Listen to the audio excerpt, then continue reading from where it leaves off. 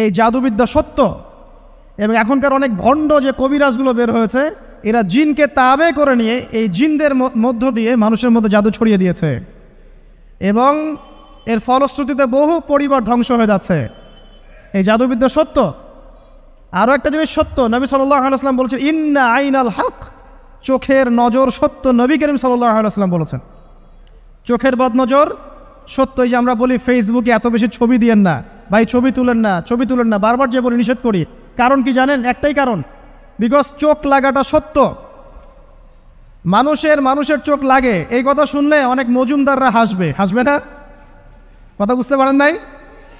কিন্তু এটা সত্য, কারণ নবী করিম সাল্লাল্লাহু আলাইহি ওয়াসাল্লাম যা বলেছেন, সাদাকাল্লাহু ওয়া সাদাকা রাসূলুহুল কারীম, নবী যা বলেছেন, আল্লাহ যা বলেছেন, চিরায়ত সত্য। এর বাইরে কোনো সত্য আছে? আচ্ছা দেখেন, আমি বললাম যে জাদুবিদ্যা সত্য।